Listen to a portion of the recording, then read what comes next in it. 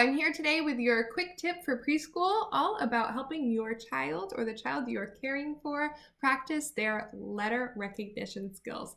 Sometimes it can be really hard to get a child to want to sit and focus on letters because, hey, they're kids, they're moving around, they want to have fun. So why not make it fun?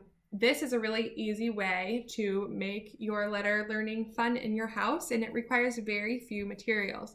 First, you're going to need some paper. You can use literally any type of paper. I used just white printer paper, some scissors, a marker, and some type of container. I like using a Tupperware container because then you can put the lid on it and store it away and use this game again later. You could also do it in a basket or a bowl. It just might be harder to store, so I choose a Tupperware container. That is up to you. The first thing you're going to want to do is cut squares or strips even out of your paper. And then you're going to use a marker to write letters on your cards. You're going to want to write a handful of the same letter over and over again on different cards so that you can keep practicing that letter. And then in a different color, you will write the word crash. This is actually the name of the game, crash. So what you're going to do is write all those letters, a bunch of cards, and write a few crash cards and put them in your container, whatever it may be. You will take turns going around in a circle and picking a card or a paper and reading whatever letter is on it. So you could play this with just you and the child that you're trying to practice with. You could play it with if there's other children in the house. You could even get other adults in the house into it. It's fun and it's a game of chance, and it's a great way for your child or the child you're caring for to practice their letters. So you're going to go around in a circle and you'll hold out the bucket for someone. They're going to want to cover their eyes with one hand because it's very easy to accidentally have your eye open a little bit when you're a kid. So you'll cover your eyes with one hand and then grab the card with the other. And then you have to read the letter out loud. This is a B. If you read it correctly, you get to keep it. And the bucket will go to the next person. You'll go around in the circle, and then when it comes back to you, you do the next one. A. You get to keep it. Say your child pulls a card and they are not able to identify the letter. This is a great teaching moment. Look at the letter together. Look at the shape of the letter. Really point out to them, okay, well, this is called an A. An A has a point at the top. It has a line through the middle. It's 1, 2, 3 lines in all. This is an A. And have them really look at it with you and say, okay, so we're going to put this letter back in the container. And maybe next time when you get it, you'll be able to remember that that's an A. So they will not keep the letter. They'll put it back in and really make sure that they understand that it's so they can practice it more. Okay? So you'll keep going around. Every time you get a letter right, A, you get to keep it. If you come to a word that says crash, that means all the letters you've been collecting and the crash card all go back into the container. Again, this is a game of chance. You never know what letter you'll be pulling out next. So you might think that this is kind of harsh. Okay, all the letters are going back. That's awful. But you would be surprised. Back when I was teaching preschool in the classroom, this was a game that we played often, and the crash card was actually a very highly sought after card. They loved trying to find the crash card, and they thought it was hilarious to get it, and they'd scream crash, and they'd throw all their cards back into the bin, and they found it very funny.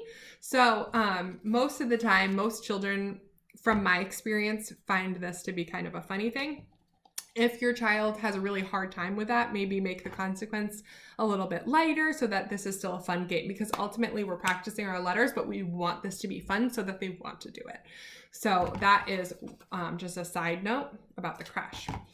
Now, if you'll notice with my letters that I have in this container, all 3 of my letters that I chose are very different. Of course, I went ABC, very classic, but look at how different the letters look. I don't have a bunch of pointy letters. I don't have a bunch of bumpy letters. I don't have a bunch of curvy letters. I have very different letters. This is really, really important if you're just starting out with letters with your child. You're not going to want to put letters like E and F together that will frustrate your child. These look so similar to a child who is new to letters. You don't want to frustrate them by giving them letters that are so similar that they have a hard time telling them apart. So for example, E and F, I have P and D, O and C, you know, O, C, and really D. These all can look very similar to a child.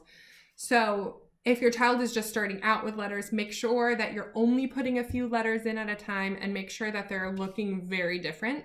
If your child is more advanced with letters, you can have more variation of letters. I started with just A, B, and C in here and let them really practice that first, but maybe your child has been doing letters longer and is more confident with them. Put 10 letters in at a time. Put the whole alphabet in at a time if they're very advanced with their letters. Another thing is that, yes, some of these letters look very similar. Maybe your child is very comfortable with letters, but then the ones that look similar are what's difficult for them.